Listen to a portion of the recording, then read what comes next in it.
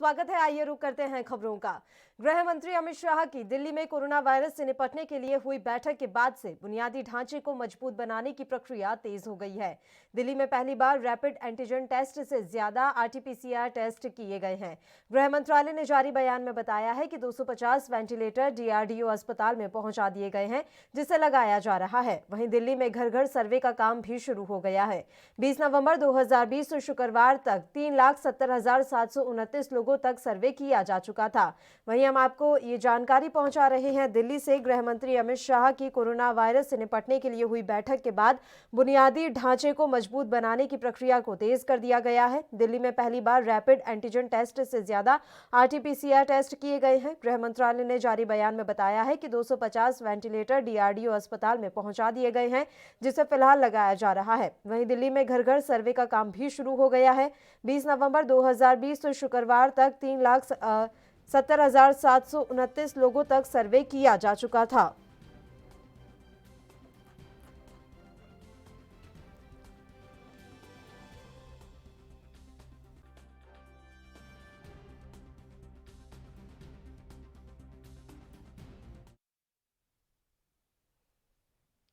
तो दिल्ली में एक तरफ तो अमित शाह लगातार कोशिशें कर रहे हैं कि कोरोना को कंट्रोल में किया जा सके, और सबसे बड़ी बात यह है कि जहां एक तरफ कोविड के बढ़ते मामलों के कारण सरकारी फरमानों की फेहरिस्त लंबी होती जा रही है, वहीं दूसरी तरफ नॉर्थ दिल्ली के चांदनी चौक की नई सड़क पर कपड़ों की दुकानों में भीड़ का इस समय आप मंजर अपनी टेलीविजन स्क्रीन पर देखिए। इन तस्वीरों को देखकर साफ तौर पर लग रहा है कि 2 गज की दूरी क्या 1 इंच की दूरी भी इन लोगों के बीच में नहीं है।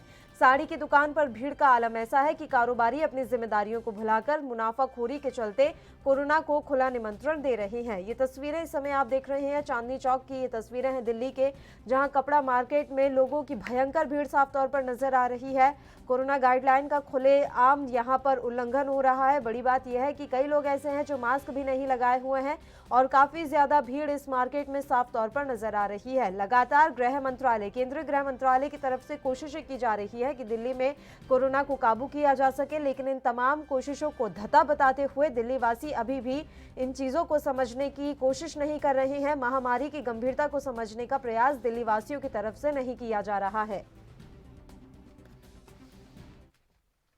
और खबर पर तमाम जानकारी के साथ दिल्ली से हमारे संवाददाता राजीव तिवारी इस समय लाइव जुड़ गए हैं। राजीव, सबसे पहले बात कर लेते हैं, गृह मंत्री अमित शाह ने दिल्ली में जो कोरोना वायरस से निपटने के लिए बैठक ली थी, उसके बाद अब प्रशासन काफी सख्त नजर आ रहा है, तैयारियां शुरू हो गई हैं। बताया जा रहा है कि 250 वेंटिलेटर डीआरडीओ अस्पताल में पहुंचा दिए गए हैं।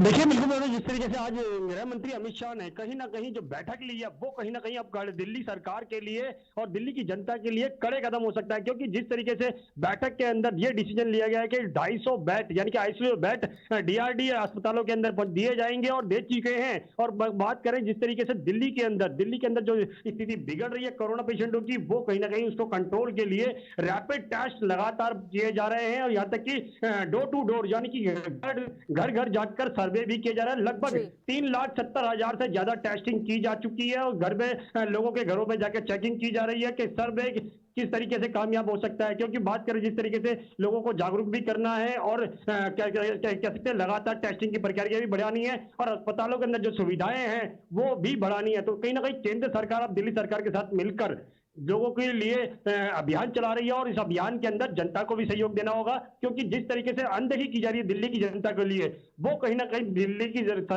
जो जनता है वो अवेयरनेस जरूर है, और लोगों को जागरूक होना पड़ेगा। जागरूक के साथ साथ जो मास्क का जुर्माना बढ़ाया गया है, यानी कि 2,000 रुपए किया गया है, और वो इसीलिए किया गया है कि ताकि जनता जागरूक हो और मास्क का और सोशल डिस्टेंसिंग का पालन करे। मगर जिस तरीके से अनदेखी की जा रही थी जनता के द्वारा, वो कहीं ना कहीं दिल्ली सरकार के लिए नहीं बल्कि केंद्र सरकार के लिए भी मुश्किलें खड़ा कर रहा था। जी ठीक है राजीव, ये भी जानकारी मिल रही है कि दिल्ली में पहली बार रैपिड एंटीजन टेस्ट से ज्यादा आरटीपीसीआर टेस्ट किए गए हैं। तो क्या एक बड़ी कामयाबी के तौर पर इसे देखा जाए कि स्वास्थ्य विभाग अब पूरी तरह से मुस्तैद है, अब रैपिड एंटीजन टेस्ट की जगह आरटीपीसीआर टेस्ट ज्यादा संख्या में किए जा रहे हैं?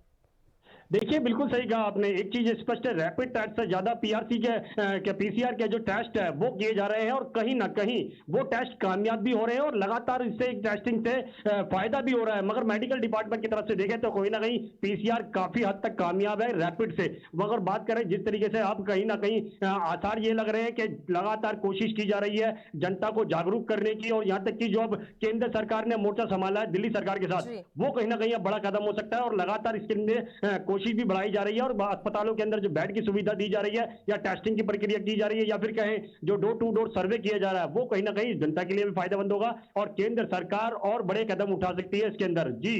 लेकिन अब बड़ी बात यहाँ पर यह है राजीव, चांदनी चौक की जो तस्वीरें आज आपने भेजी हैं वो वाकई में भयावह हैं। लोग अभी भी गंभीरता को नहीं समझ रहे हैं। कपड़ों की दुकान के बाहर इतनी बड़ी संख्या में लोगों की भीड़ आखिर वहां पहुंची कैसे? और सबसे बड़ी बात यह है कि क्या उस समय वहां पर पुलिस की गश्त व्यवस्था नहीं थी? जो टीमें केजरीवाल की नहीं, तरफ से लगाई गई हैं, क्या वो टीमें वहां पर मौजूद नहीं थी? देखिए बिल्कुल दादा, जिस तरीके से ये चांदनी चौक की जो तस्वीरें थी ये थी एक अरुण शॉप कह सकते हैं कपड़े की जो दुकान थी उसकी थी।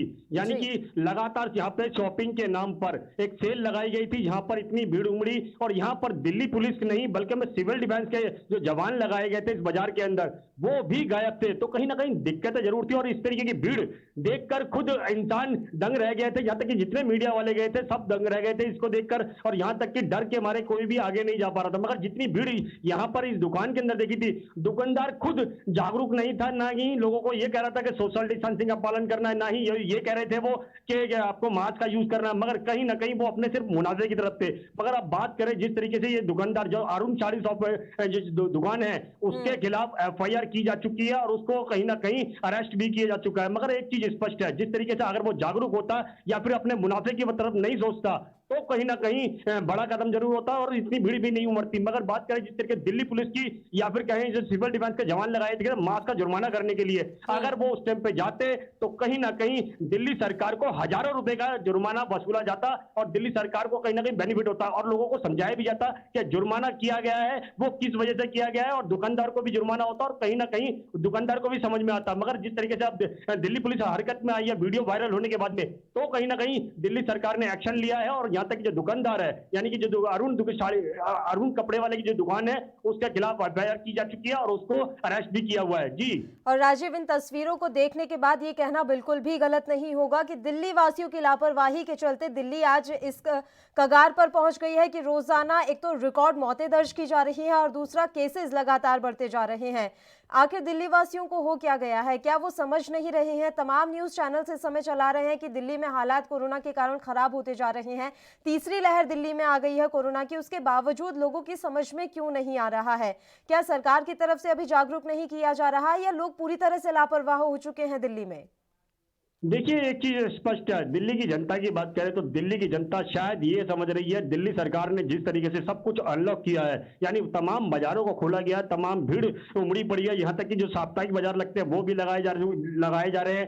तो कहीं ना कहीं जनता को लगता है शायद कोरोना वायरस खत्म हो चुका है। मगर ये उनकी गलतफहमी है या अगर क्योंकि स्थिति को आप समझने की कोशिश करें तो कहीं ना कहीं दिल्ली के अंदर थर्ड स्पेस चल रहा है और कहीं ना कहीं कोरोना पेशेंटों की गिनती है वो कहीं ना कहीं रफ्तार पकड़ती जा रही है अब, क्योंकि 24 घंटे के अंदर 8,000 से ज्यादा पेशेंट आना वो कहीं ना कहीं दिल्ली की जनता के लिए नहीं दिल्ली की सरकार के लिए भी एक सबक है। क्योंकि दिल्ली सरकार ने कहीं ना कहीं लापरवाही की थी, बाजारों को निरंतर खोल दिया गया था सिर्फ एक कह सकते हैं रेवेन्यू वसूलने के लिए। मगर अगर रेवेन्यू की बात नहीं करें तो कहीं ना कहीं जनता को भी समझना होगा, दिल्ली की सरकार को भी समझना होगा। मगर दिल्ली की सरकार अभी भी गाइडलाइन जरूर बना रही है, धरातल पर कोशिश भी कर रही है, मगर धरातल पर सही हकीकत में मायनों में माने तो अभी ऐसा कुछ भी नजर नहीं आ रहा। क्योंकि सिविल डिफेंस के जवान जो खड़े हैं वो सिर्फ एक खड़े हैं, खाना पूर्ति कर रहे हैं, ना कि किसी लोगों को ये कह रहे हैं कि सोशल डिस्टेंसिंग का पालन करना है, ना ही ये कह रहे हैं कि मास्क का यूज करना है। सिर्फ एक फॉर्मेलिटी पूरी की जा रही है या फिर कहें कि सीधे सीधे ड्यूटी पूरी की जा रही है, ड्यूटी के अलावा कुछ नहीं किया जा रहा। जी।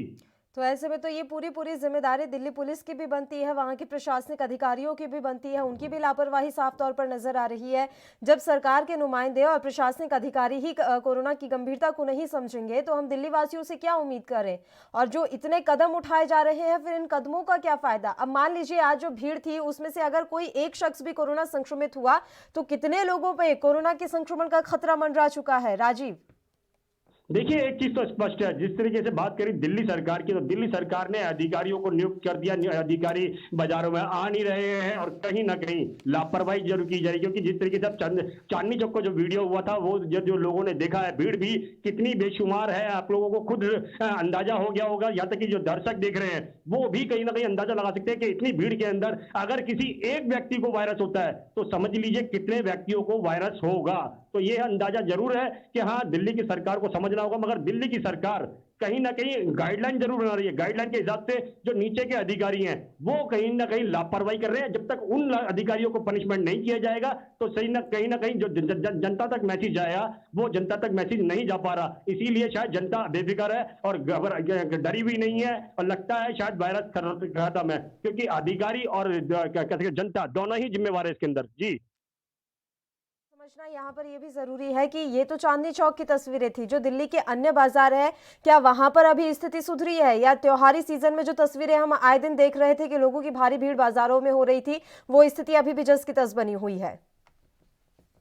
देखिए एक चीज तो स्पष्ट है, यहाँ पे जो साप्ताहिक बाजारों की बात करें, क्योंकि आज रविवार है, रविवार के अंदर कहीं ना कहीं छोटे मोटे बाजार जरूर लगते हैं, मगर बात करें जिस तरीके से अब बाजारों की, दिल्ली सरकार लगता है अभी भी गंभीर नहीं हो रही है। क्योंकि जिस तरीके साप्ताहिक बाजार चल रहे हैं वो साप्ताहिक बाजार जैसे पहले चलते थे वैसे ही आज चल रहे हैं। और पुलिस जो है वो सिर्फ एक खाना पूर्ति खड़ी कर रही है, सिर्फ खड़े हैं, सिविल डिफेंस के जवान खड़े हैं, सिर्फ इतना देख रहे हैं कि किस व्यक्ति ने मास्क लगाया है, किसने नहीं लगाया। मगर भीड़ के ऊपर कंट्रोल करने के लिए ना ही दिल्ली पुलिस कोशिश कर रही है, ना ही सिविल डिफेंस को कोशिश कर रहा है, ना ही दिल्ली सरकार कोशिश कर रही है, ना ही जो वो अधिकारी हैं ना ही वो कोशिश कर रहे हैं। जी बिल्कुल। और अब केजरीवाल की तरफ से और क्या कुछ कदम उठाए जाने हैं राजीव? केंद्र तो अपनी तरफ से पूरी मदद दे रही है कि आप ठीक है कोशिश कीजिए कि कोरोना को खत्म किया जा सके दिल्ली में। केजरीवाल की अगर हम बात करें तो मास्क पर जुर्माना बढ़ाने के अलावा और क्या कुछ कदम उठाए जा रहे हैं?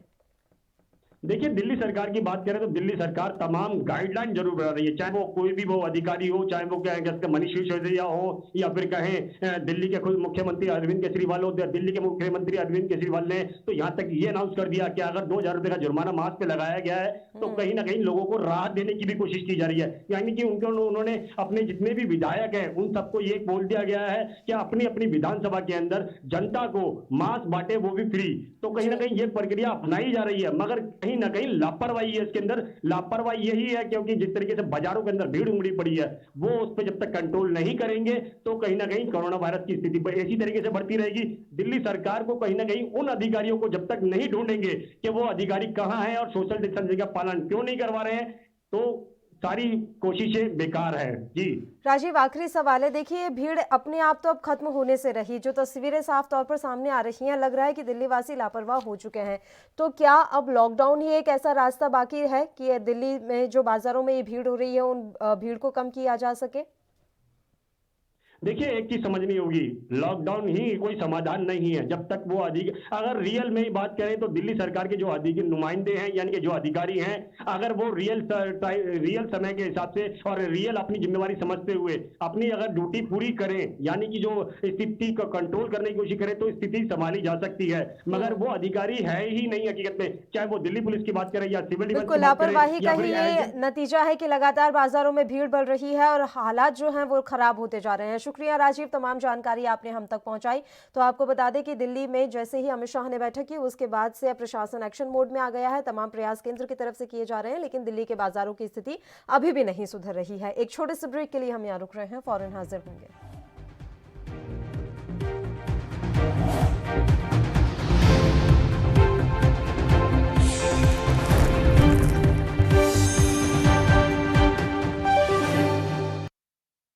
क्या आप दुबले पतले कमजोर हैं? आपकी सेहत नहीं बनती, भूख कम लगती है, वजन नहीं बढ़ता? दरअसल मेन बात खाना पीना खाना नहीं है, मेन बात है खाया पिया लगना। और अगर खाया पिया लगेगा ही नहीं तो सेहत बनेगी कैसे? इसलिए हमारी संस्था सन्यासी आयुर्वेदा ने एक ऐसी दवा बनाई है जो कि आपके पाचन तंत्र को, आपके लीवर सिस्टम को ठीक करने का काम करती है, ताकि आप जो भी खाएं उसका पूरे का पूरा निचोड़ आपके शरीर को लगे, आपकी भूख बढ़े, खाया पिया सही से लगे, नया खून बने, हड्डियों में जान आए, वजन बढ़े, ताकत बढ़े, चेहरे पर नूर आए और आप मोटे तगड़े खूबसूरत पर्सनैलिटी के मालिक बन जाएं। यह दवा पूरी तरह से आयुर्वेदिक होती है। इसका शरीर पर कोई भी साइड इफेक्ट, कोई भी नुकसान या दुष्प्रभाव नहीं होता। लड़के लड़कियां दोनों इसका इस्तेमाल कर सकते हैं और पहले 15 दिन के अंदर ही आपको इसका असर महसूस हो जाएगा। सिर्फ 650 रुपए की पूरे 1 महीने की दवा होती है और आप इसे घर बैठे 01145454545 पर फोन करके दवा मंगवा सकते हैं।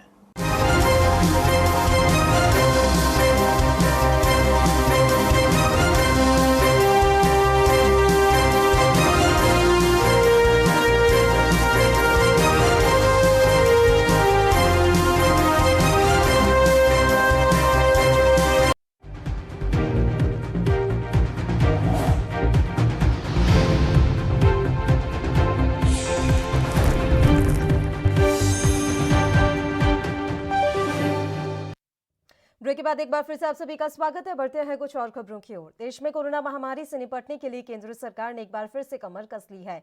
केंद्र सरकार ने आज यूपी, पंजाब और हिमाचल प्रदेश के लिए हाई लेवल टीमें भेजी हैं। इन राज्यों में बीते दिनों कोरोना के मामलों में तेजी आई है। इससे पहले केंद्र ने गुजरात, राजस्थान, हरियाणा और मणिपुर में कोरोना की स्थिति की निगरानी के लिए विशेष स्वास्थ्य टीमें भेजी थी। इसके साथ ही छत्तीसगढ़ में विशेष टीमें भेजी जा चुकी हैं। दिल्ली, महाराष्ट्र, गुजरात, केरल समेत देश के कई राज्यों में पिछले दिनों कोरोना के मामलों में उछाल आया है। इससे देश में कोरोना संक्रमण का खतरा बढ़ता दिख रहा है। इस पर केंद्र सरकार लगातार नजर बनाए हुए है। केंद्र सरकार दिल्ली में मदद के लिए आगे आई है और वह राज्य सरकार की हर संभव मदद कर रही है। दिल्ली में बीते दिनों कोरोना के नए मामले लगातार बढ़ रहे हैं। यहां प्रतिदिन करीब 100 मौतें हो रही हैं, जबकि करीब 5 से 7 हजार मामले रोजाना सामने आ रहे हैं। स्वास्थ्य मंत्रालय ने कहा कि 3 सदस्यीय टीमें कोरोना को लेकर इन राज्यों में उन जिलों का दौरा करेंगी जहां सबसे तेजी से मामले बढ़ रहे हैं। यह टीमें कोरोना पॉजिटिव मामलों की रोकथाम, निगरानी, परीक्षण, संक्रमण की रोकथाम और नियंत्रण उपायों और कुशल प्रबंधन की दिशा में राज्य के प्रयासों का समर्थन करेंगी।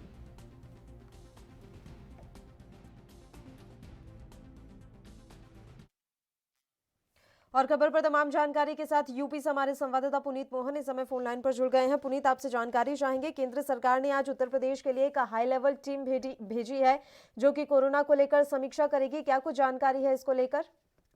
देखिए पल्लवी, जिस तरीके से उत्तर प्रदेश में रोजाना कोरोना के केसेस फिर से एक बार बढ़ने लगे हैं, ऐसे में केंद्र कहीं ना कहीं मदद के लिए आगे आया है और उत्तर प्रदेश में एक हाई लेवल टीम भेज रही है जो सीधे तौर पर इस बात की जांच करेगी कि कौन कौन से ऐसे शहर हैं या कौन से ऐसे जिले हैं जहां पर कोरोना के केसेस ज्यादा बढ़ रहे हैं और वहां क्या लापरवाही बरती जा रही है। और सीधे तौर पर कहीं ना कहीं जो उच्च अधिकारी हैं उनको इस बात से आगाह कराया जाएगा, इस बात से इत्तला कराया जाएगा और उसके बाद उनको आदेश दिया जाएगा कि अगर किस तरीके से काम किया जाए तो कहीं ना कहीं कोरोना पर रोकथाम लगाई जा सकती है। जो भी टीम आ रही है उसमें जो डॉक्टर्स हैं और जो स्वास्थ्य विभाग के बड़े अधिकारी हैं, कहीं ना कहीं एक कमांडिंग उनकी रही है, चाहे वो उत्तर प्रदेश हो या दिल्ली हो। कोरोना के मामले में काफी हद तक रिसर्च टीम के भी लोग उसमें शामिल हैं और काफी हद तक उन्होंने काम भी इस पर किया हुआ है। ऐसे में ये टीम उत्तर प्रदेश में ऐसे जिलों को टारगेट करेगी जो दिल्ली से सटे हुए हैं, जहां पर कोरोना के केसेस ज्यादा बढ़ रहे हैं और जो अन्य जिले हैं जहां पर लोगों की लापरवाही के चलते केसेस ज्यादा बढ़ रहे हैं, केस ज्यादा बढ़ने ना पाए, कोरोना तेजी से फैलने ना पाए, उसको लेकर के कहीं ना कहीं टीम उत्तर प्रदेश सरकार के साथ मिल करके नए कदम उठाएगी थी। ठीक है पुनीत, आप लगातार हमारे साथ जुड़े रहिए। पंजाब से हमारे संवाददाता विनीत कपूर भी इस समय लाइव जुड़ गए हैं, उनका भी रुख कर लेते हैं। विनीत, पंजाब भी उन राज्यों में से एक है जहां पर कोरोना के केस अब जो है बढ़ रहे हैं और ऐसे में बताया जा रहा है कि केंद्र की तरफ से अब टीम पंजाब में भी भेजी गई है जो कि कोरोना के लिए समीक्षा करेंगी। बिल्कुल, देखिए पल्लवी, सीधे तौर पर अगर पंजाब की बात करें, पंजाब के अंदर भी कोरोना के लगातार मामलों में इजाफा होता हुआ नजर आ रहा है। एहतियात के तौर पर पंजाब सरकार ने लोगों से अपील कर दी है कि मास्क डालें, सोशल जो डिस्टेंसिंग है उसका पालन करें और केंद्र की तरफ से भी टीमें जो हैं वो लगातार यहाँ पर नज़र बनाए हुए हैं। यहाँ पर कहीं ना कहीं सीधे तौर पर उनकी तरफ से भी सर्वे किया जा रहा है कि कौन से ऐसे इलाके हैं जहां पर कोरोना जो है वो बढ़ता हुआ नजर आ रहा है। क्या कारण है कि दूसरी लहर जो है वो देश में शुरू होती नजर आ रही है। अगर हम चंडीगढ़ की बात करें तो चंडीगढ़ के अंदर और ज़्यादा एहतियात बरती जा रही है। यहाँ पर जहाँ पर भी कहीं ना कहीं भीड़ भाड़ होती है उन एरिया में भीड़ भाड़ पर पाबंदी लगा दी गई है। कुछ एक एरियाज को कंटोनमेंट जोन में तब्दील कर दिया गया है। इसके अलावा बाहरी राज्यों से जो लोग यहाँ पर आते हैं उनकी बस स्टैंड के ऊपर ही जो रैपिड टेस्टिंग है उसका सिलसिला भी शुरू हो चुका है। खास करके जो दिल्ली से लोग पंजाब की तरफ आ रहे हैं, चंडीगढ़ की तरफ आ रहे हैं, उनकी ओर विशेष ध्यान दिया जा रहा है। उनके सिम्टम चेक किए जा रहे हैं, उन पर नजर है स्वास्थ्य विभाग की टीमों की, क्योंकि लगातार दिल्ली और हरियाणा की बात करें यहाँ पर कोरोना का जो पॉजिटिव आंकड़ा है उसमें लगातार इजाफा होता हुआ नजर आ रहा है। जी बिल्कुल विनीत, आप लगातार हमारे साथ जुड़े रहिए। पुनीत मोहन भी हमारे साथ बने हुए हैं, उनका रुख कर लेते हैं। पुनीत, अभी फिलहाल उत्तर प्रदेश में कोरोना को लेकर क्या कुछ स्थिति है, और सबसे बड़ी बात यह है कि क्या एक बार फिर से टीम 11 सक्रिय होती हुई नजर आ रही है यूपी में? देखिए, सीधे तौर पर मुख्यमंत्री योगी आदित्यनाथ जब से कोरोना काल की शुरुआत हुई है, टीम 11 के साथ रोजाना बैठक करते हैं और जो जरूरी कदम होते हैं उनको उठाए जाते हैं। जिलाधिकारियों को आदेशित किया जाता है, स्वास्थ्य विभाग के अधिकारियों को आदेशित किया जाता है। इसी क्रम में जिस तरीके से केसेस बढ़ रहे हैं उसको लेकर के सीधे तौर हाई अलर्ट जारी किया गया है जो दिल्ली से सटे हुए इलाके हैं, और साथ ही मुख्यमंत्री ने जो उच्च अधिकारी हैं उनको इन इलाकों पर, इन शहरों पर विशेष नजर बना के रखने को कहा गया है। साथ साथ जो भी कोविड-19 के यहाँ पे हॉस्पिटल बने हैं उनको भी हाई अलर्ट जोन पर रखा गया है, और कोरोना की स्प्रेडिंग तेजी से ना होने पाए इसलिए यहाँ पर टेस्टिंग को भी बढ़ाने का आदेश किया गया है। बिल्कुल विनीत, देखिए जैसे ही चरण दर चरण हम अनलॉक की तरफ बढ़ रहे थे उसके बाद से अब स्थिति ऐसी हो गई है कि कोरोना के केसेस भी बढ़ने लगे हैं। तो क्या अब ये संभावनाएं जताई जा सकती हैं कि अनलॉक की प्रक्रिया को अब यहीं रोक दिया जाएगा, आगे किसी तरह से कोई अनलॉक की प्रक्रिया अब देखने को नहीं मिलेगी?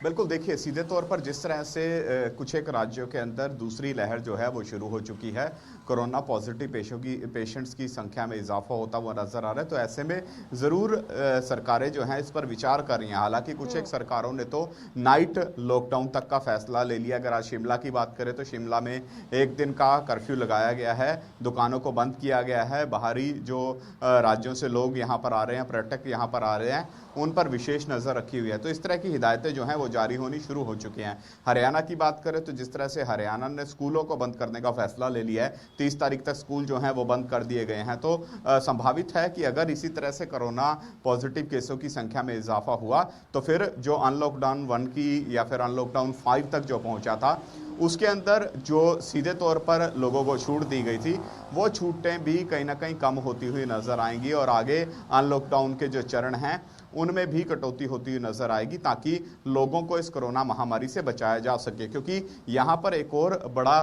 चिंता का विषय ये बनता हुआ नजर आ रहा है कि ठंड का मौसम है, सर्दी जैसे जैसे बढ़ती नजर आ रही है वैसे वैसे कोरोना पॉजिटिव केसों की संख्या में भी इजाफा होता हुआ नजर आ रहा है। तो यही एक बड़ी चिंता का विषय है। इस पर ही स्वास्थ्य विभाग और प्रशासन जो है वो कड़ी नजर बनाए हुए है, ताकि यहीं पर संक्रमण को रोका जाए, इसको महामारी का रूप ना लेने दिया जाए। क्योंकि जिस तरह से पहले देखने में आया था कि महामारी का रूप ले चुका था तो बड़े लेवल पर लॉकडाउन कर्फ्यू लगते नजर आए थे। तो ऐसे में पहले वाली स्थिति उत्पन्न ना हो, इसी करके पहले से ही एहतियात जो है वो प्रशासन ने बरतनी शुरू कर दी है। जी बिल्कुल विनीत, और कल ही ये खबर मिली थी कि कैप्टन अमरिंदर ने दिल्ली सरकार को मदद की पेशकश की है कि आपकी स्थिति जो है कोरोना से खराब हो रही है, अगर आप चाहें तो हम आपकी मदद कर सकते हैं। तो क्या ये माना जाए कि अमरिंदर पंजाब के लिए पूरी तरह से तैयार हैं और इसी के साथ वो दिल्ली की भी मदद करना चाहते हैं?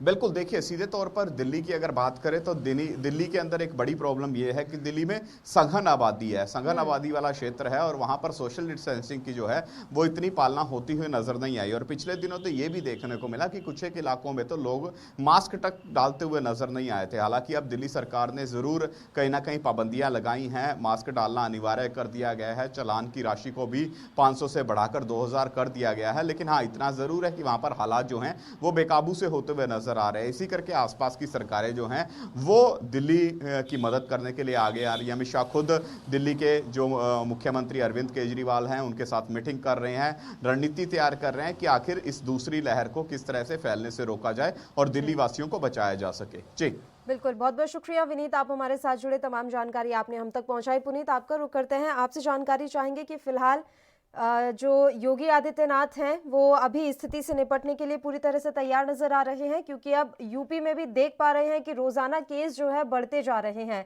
हालांकि उनका जो पहले का प्रदर्शन काफी अच्छा रहा था, उन्होंने इतना बड़ा राज्य होने के बाद भी कोरोना की स्थिति बिगड़ने नहीं दी थी।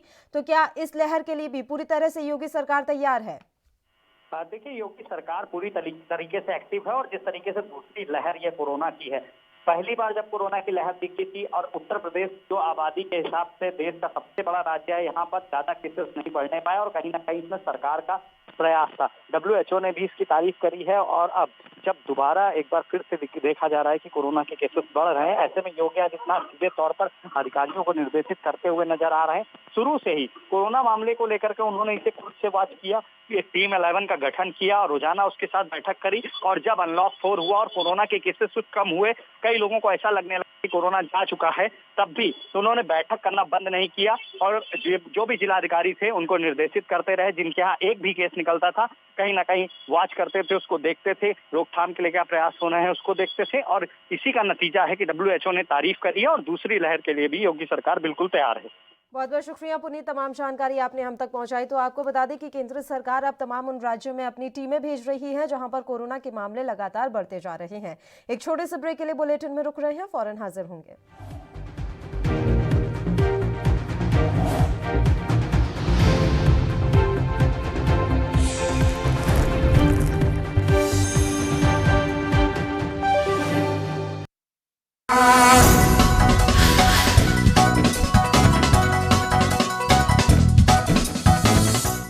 क्या आप दुबले पतले कमजोर हैं, आपकी सेहत नहीं बनती, भूख कम लगती है, वजन नहीं बढ़ता?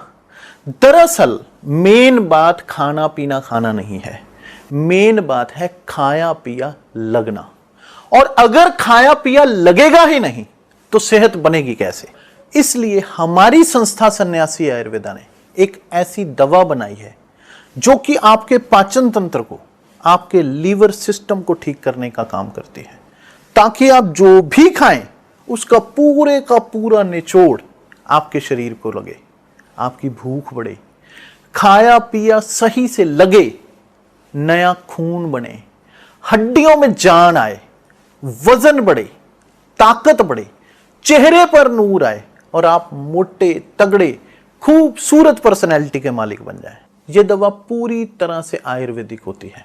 इसका शरीर पर कोई भी साइड इफेक्ट, कोई भी नुकसान या दुष्प्रभाव नहीं होता। लड़के लड़कियां दोनों इसका इस्तेमाल कर सकते हैं और पहले 15 दिन के अंदर ही आपको इसका असर महसूस हो जाएगा। सिर्फ 650 रुपए की पूरे 1 महीने की दवा होती है और आप इसे घर बैठे 01145454545 पर फोन करके दवा मंगवा सकते हैं।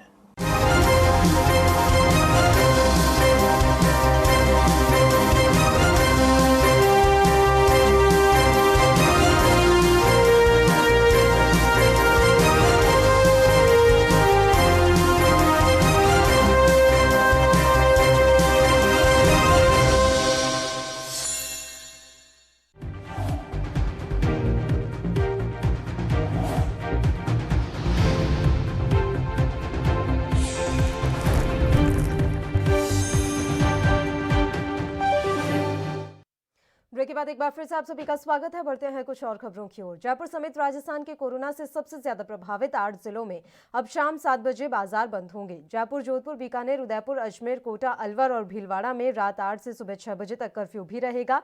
सरकार ने मास्क न पहनने पर जुर्माना भी 200 से बढ़ाकर 500 कर दिया है। खास बात यह है कि शादी में जाने वालों को नाइट कर्फ्यू से छूट रहेगी। सरकार ने शनिवार को आधी रात में नई गाइडलाइन जारी की। इसमें कहा गया कि शाम 7 बजे बाजार और ऑफिस समेत कमर्शियल एक्टिविटीज बंद करने से सभी कर्मचारी नाइट कर्फ्यू शुरू होने से पहले घर पहुंच सकेंगे। दवाइयों की दुकानों, बस, ट्रेन और हवाई जहाज से सफर करने वालों समेत जरूरी सेवाओं को नाइट कर्फ्यू के दौरान छूट रहेगी। परीक्षा देने वाले स्टूडेंट्स को भी इसमें छूट मिलेगी। नई गाइडलाइन में कोरोना प्रभावित 8 जिलों में 100 से ज्यादा कर्मचारी वाले सरकारी और निजी ऑफिसों में 75 कर्मचारियों को ड्यूटी पर बुलाया जा सकेगा। रोटेशन के आधार पर 25 घर से काम करेंगे। वहीं कंटेनमेंट जोन में स्वास्थ्य विभाग घर घर जाकर सर्वे कराएगा। सर्विलांस टीमें फिर एक्टिव होंगी और टेस्टिंग प्रक्रिया को अब बढ़ाया जाएगा।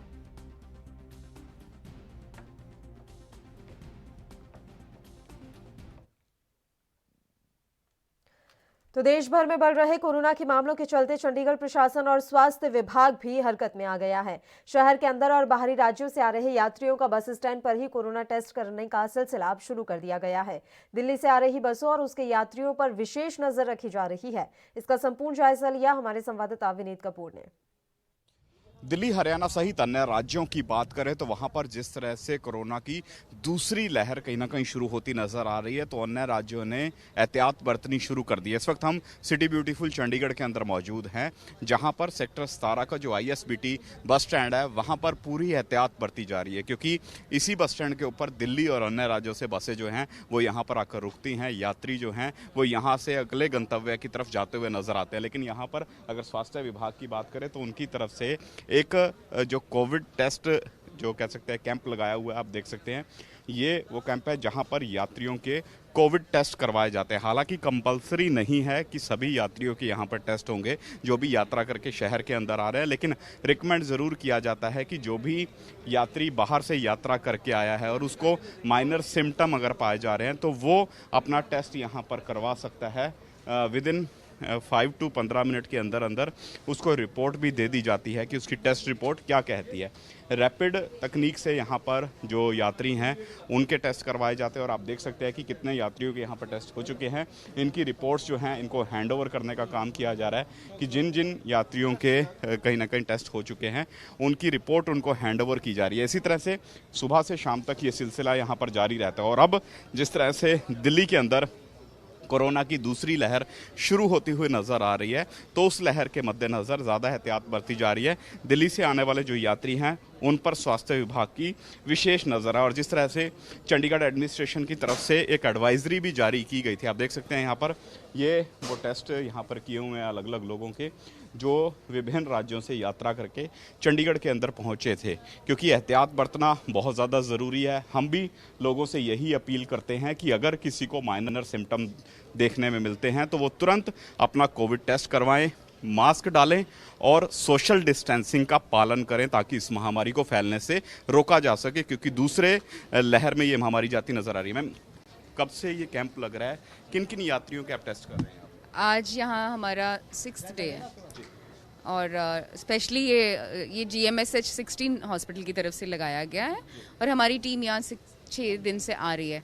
तो हम बेसिकली तो ये दिल्ली से आने वाले पैसेंजर्स के लिए है, पर कोई भी आ सकते हैं और कोई भी आ रहे हैं तो वो उनमें से भी कुछ पॉजिटिव निकल रहा है, जैसे अम्बाला से, हिसार से, यूपी से जो यहाँ काम के लिए आ रहे हैं वो भी पॉजिटिव कहीं निकल रहे हैं, तो उनके लिए लगाया गया। और स्टाफ भी यहाँ का करा रहा है, कंडक्टर्स और जो ड्राइवर्स हैं इनके जो डिफरेंट रूट्स में जाते हैं वो भी करा रहे हैं अपना टेस्ट यहाँ पर। पॉजिटिव यहाँ पर निकलते हैं उनको क्या तुरंत आइसोलेट किया जाता है या हॉस्पिटल में उनको एडमिट करवाया जाता है? नहीं, अभी तो होम आइसोलेशन की फैसिलिटी है, पर अगर कोई पॉजिटिव आता है और वो जैसे बस में आया और पॉजिटिव आ गया तो हम उनको अपनी एम्बुलेंस में छोड़ के आते हैं उनके घर तक, और फिर वहाँ घर में अगर उनके पास जगह है पूछा जाता है, उनको सेल्फ केयर की सारी इंस्ट्रक्शंस दी जाती हैं कि अलग कमरा और अलग बाथरूम होना चाहिए, और दवाइयों की किट जो बिल्कुल फ्री है वो दी जाती है साथ में। एक और चीज़ है कि हरियाणा और दिल्ली में एक बार फिर से लहर जो है शुरू होती नजर आ रही है, लगातार कोविड के केसेस में इजाफा हो रहा है, तो वहाँ के लिए कोई विशेष एडवाइजरी स्वास्थ्य विभाग की तरफ से क्या जारी की गई है कि वहाँ से आने वाले जो पेशेंट्स हैं उनका टेस्ट जो है उसको कंपलसरी किया जाए? यहाँ पे जो बसेस, कंपलसरी का तो नहीं मैं कह सकती, लेकिन जो भी बसेस आती हैं उनके पैसेंजर्स यहाँ उतारे जाते हैं बिल्कुल कैंप के सामने, उनको हिदायत है कि बस यहाँ पे रोकनी है, तो सारी बस को सैनिटाइज किया जाता है एंड पैसेंजर्स को बोला जाता है, हम काउंसिल भी करते हैं जो नहीं तैयार हैं करवाने के लिए कि आप अपना टेस्ट कराओ, ये सबके भले के लिए है। बिल्कुल, देखिए काउंसिल भी किया जाता है, काउंसलिंग यहाँ पर होती नज़र आती है और सीधे तौर पर जिस तरह से यहाँ पर बस आकर रुकती है, ये बस स्टैंड है और इसी बस स्टैंड के ऊपर बस आकर रुकती है, और यहीं पर जो यात्री जो दिल्ली से यात्रा करके आए हैं उनसे पूछा जाता है कि आपको कोई सिम्टम तो नहीं है, उनका यहाँ पर रैपिड टेस्ट भी करवाया जाता है। और एक महिला जिनका अभी टेस्ट हुआ है, मैम कहाँ से यात्रा करके आए? हाँ जी, आप कहाँ से आए हैं? नहीं कहीं से यात्रा नहीं करी हमने। वैसे ही खुद टेस्ट? हाँ जी। आप काइंडली मास्क तो डालें। क्या कोई सिम्टम लग रहे थे या फिर मन का जो वहम है उसको निकालने के लिए? बस मन का वहम था, मन का वहम दूर करना था। बिल्कुल, देखिए इस तरह के लोग हैं जो कहीं ना कहीं जिनको लगता है उनके अंदर वहम है कोविड को लेकर, वो अपना टेस्ट करवा रहे हैं, और हम भी इसी तरह से अपील करते हैं कि लोग इसी तरह से, जिस तरह से ये महिला जो है वो जागरूक हुई है। मैम नाम क्या है? रश्मि। कहाँ के रहने वाले? चंडीगढ़ के। चंडीगढ़। चंडीगढ़ की रहने वाली ये महिला है, खुद टेस्ट करवाने के लिए आई है। हम लोगों से यही अपील करते हैं कि जिनको भी सिम्टम पाए जाते हैं वो इस तरह के कैंप्स के अंदर आएं, अपना टेस्ट करवाएं, ताकि अगर आप संक्रमित हो चुके हैं तो आपसे संक्रमण जो है वो आगे फैलता हुआ नजर ना आए। हालांकि हेल्थ डिपार्टमेंट दोबारा से प्रिकॉशन बरतना शुरू कर चुका है। जो बाहरी राज्यों से बसें आ रही हैं उनके यात्रियों को रोका जाता है, उनके यहाँ पर टेस्ट करवाए जाते हैं ताकि संक्रमण आगे फैलता हुआ नजर ना आए। दूसरी लहर जिस तरह से दोबारा से फैलनी शुरू हो चुकी है, तो उसके मद्देनज़र जो कहीं ना कहीं एहतियात प्रशासन की तरफ से भी बरती जा रही है, स्वास्थ्य विभाग की तरफ से भी बरती जा रही हैं। कैमरामैन देवेंद्र सिंह के साथ विनीत कपूर, ANB न्यूज़, चंडीगढ़। और इसी बीच इस वक्त की बड़ी खबर से आपको रूबरू करवा देते हैं, जो कि जम्मू कश्मीर से आ रही है। आपको बता दें कि पाकिस्तान की बड़ी साजिश यहां पर खुलकर सामने आ गई है। जम्मू के सांबा सेक्टर में एक सुरंग मिली है। इस वक्त की बड़ी खबर ANB न्यूज पर। मौके पर सुरक्षा बलों को तैनात कर दिया गया है। सुरंग के मिलने के बाद से ही सुरक्षा बल वहां पर तैनात हैं। सुरंग बनाकर सांबा में दाखिल हुए थे आतंकी। नगरोटा एनकाउंटर पर सुरक्षा एजेंसियों का बड़ा खुलासा। नगरोटा एनकाउंटर पर एक के बाद एक बड़े खुलासे हो रहे हैं। सांबा सेक्टर में सुरक्षा बलों ने एक गहरी सुरंग को ढूंढ निकाला है। पाकिस्तान की बड़ी साजिश, जम्मू के सांबा सेक्टर में मिली सुरंग। आपको जानकारी दे दें कि नगरोटा एनकाउंटर के बाद से ही इस पूरे मसले को लेकर एक के बाद एक नए खुलासे हो रहे हैं। अब ये नई जानकारी मिल रही है कि सुरंग बनाकर सांबा में दाखिल हुए थे आतंकी। कुछ बड़ा करने की फिराक में ये आतंकी थे। 26/11 जैसा हमला करने की फिराक में ये आतंकी थे, जिन्हें सुरक्षा बलों ने मौके पर ही ढेर कर दिया। सांबा सेक्टर में सुरक्षा बलों ने अब एक गहरी और बड़ी सुरंग को ढूंढ निकाला है। पाकिस्तान की साजिश जो थी वो अब खुलकर सामने आ रही है। एक के बाद एक, परत दर परत नई चीजें सामने निकल कर आ रही है। नगरोटा एनकाउंटर को लेकर मौके पर फिलहाल सुरक्षा बलों को तैनात कर दिया गया है। सुरंग बनाकर सांबा में ये आतंकी दाखिल हुए थे। नगरोटा एनकाउंटर पर सुरक्षा एजेंसियों का बड़ा खुलासा। सांबा सेक्टर में सुरक्षा बलों ने गहरी टनल को ढूंढ निकाला है। पाकिस्तान की बड़ी साजिश, इस वक्त की बड़ी खबर ANB न्यूज पर इस समय आप देख रहे हैं। और खबर पर तमाम जानकारी के साथ हमारे संवाददाता रविंद्र श्रीवास्तव जम्मू से इस समय फोन लाइन पर जुड़े हुए हैं। जम्मू से जुड़े हुए हैं, आपसे पूरी जानकारी चाहेंगे रविंद्र। ये बड़ी खबर मिल रही है, जम्मू के सांबा में आतंकी एक सुरंग के माध्यम से दाखिल हुए थे। जी बिल्कुल, देखिए आतंकी रोज नए नए हथकंडा बना रहे हैं घुसपैठ के लिए। इससे पहले भी सांबा के इलाके में जो कलाड़ इलाका पड़ता है वहां पर टनल जो है BSF द्वारा खोजी गई थी।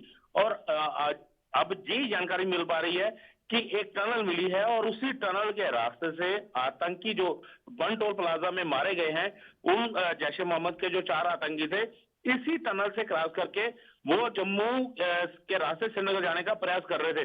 तो रास्ते में जब एनकाउंटर हुआ तो वो मारे गए। ये कहीं ना कहीं बड़ी खबर है और पाकिस्तान लगातार ऐसी होची हरकतें करके आतंकियों को जो है जम्मू कश्मीर में दाखिल करवा कर यहाँ का माहौल बिगाड़ने की कोशिश कर रहा है। क्योंकि जिस तरह से इलेक्शन आ रहे हैं DDC के, तो उनको डिस्टर्ब करने की पाकिस्तान की पूरी टनल के जरिए बेनकाबूती नजर आ रही है। जी बिल्कुल रविंद्र, देखिए अगर हम बन टोल प्लाजा की बात करें तो वो आतंकी इसी सुरंग से जो है भारत में उन्होंने प्रवेश किया। सांबा सेक्टर में जो ये सुरंग मिली है, क्या ऐसी संभावनाएं जताई जा सकती है कि और भी आतंकियों की घुसपैठ इसी सुरंग के माध्यम से करवाई गई हो पहले? जी, इस आशंका को खारिज नहीं किया जा सकता है, क्योंकि हो सकता है कि आतंकी जो है पहले भी इस टनल का इस्तेमाल करता रहे हो और ये टनल जो है आतंकियों के लिए सेफ पैसेज जो है वो बना हुआ था। और अब जिस तरह से इस टनल का पता चला है तो कहीं ना कहीं पाकिस्तान जो है बेनकाब होता नजर आ रहा है। हालांकि भारत ने कई बार साक्ष्य जो है उसके दिए हैं कि पाकिस्तान की तरफ से टनल निकाली जा रही है।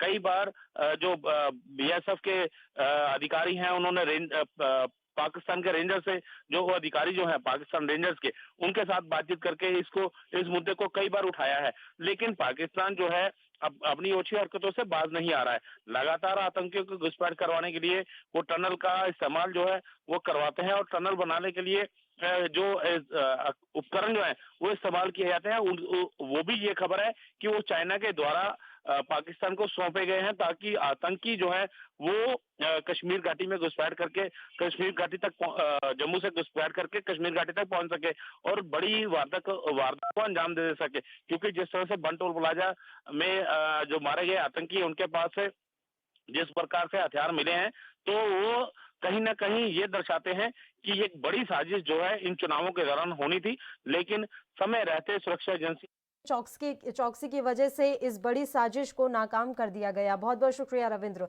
तमाम जानकारी आपने हम तक पहुंचाई। आइए खबरों का रुख करते हैं। हाथरस के कथित गैंगरेप केस के चारों आरोपियों का नार्को टेस्ट होगा। सीबीआई की टीम चारों आरोपियों को लेकर अहमदाबाद पहुंच चुकी है।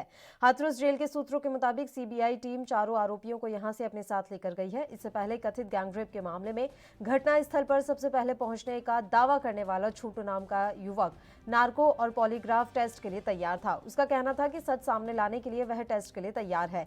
साथ ही पीड़िता के परिजनों का भी टेस्ट होना चाहिए। उधर युवक की मां ने टेस्ट पर आपत्ति जताते हुए बेटे को नाबालिग बताया था। चंदप क्षेत्र के गांव मूलगढ़ी में युवती के साथ हुई घटना के खुलासे के लिए सीबीआई जांच में जुटी हुई है। घटना के वक्त पास के ही खेत में काम कर रहे एक युवक छोटू ने घटनास्थल पर सबसे पहले पहुंचने का दावा किया था। इसका घर पीड़िता के घर से थोड़ी ही दूरी पर है। वहीं युवक घटना के तुरंत बाद पीड़िता के भाई को बुलाने के लिए उसके घर आया था।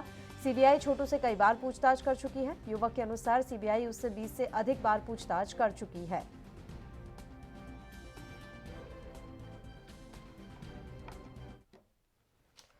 और खबर पर तमाम जानकारी के साथ हमारे संवाददाता पुनीत मोहन इस समय फोन लाइन पर जुड़ गए हैं। पुनीत, आपसे हाथरस केस को लेकर अपडेट चाहेंगे। फिलहाल इस केस में क्या कुछ चल रहा है?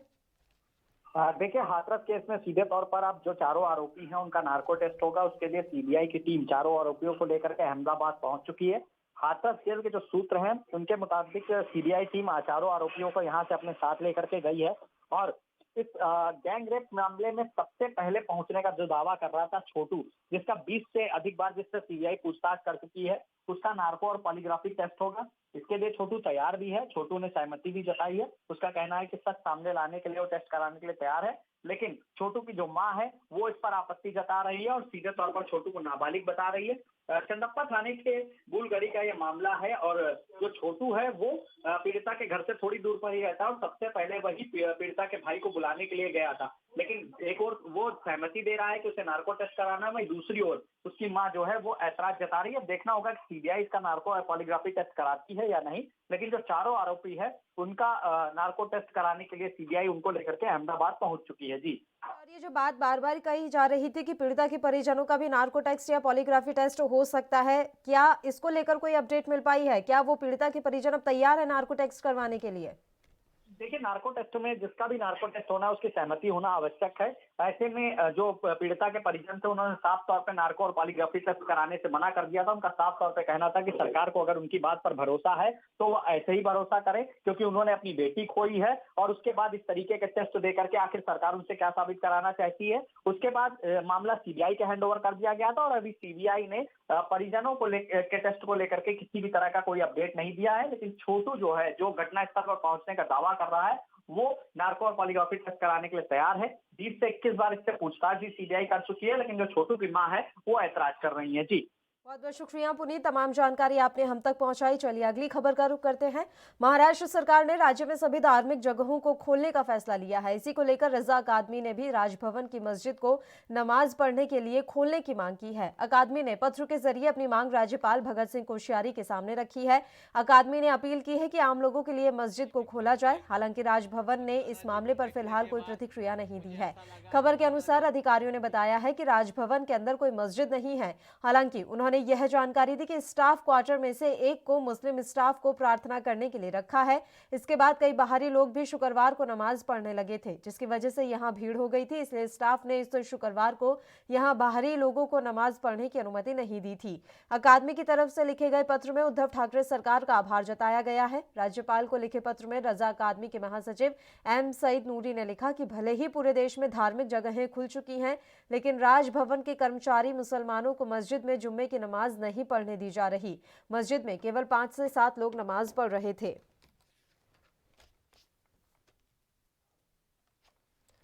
और इसी के साथ इस बुलेटिन में फिलहाल के लिए इतना ही। मुझे दीजिए इजाजत। देश प्रदेश के तमाम ताजा खबरों के लिए आप बने रहिए हमारे साथ। नमस्कार।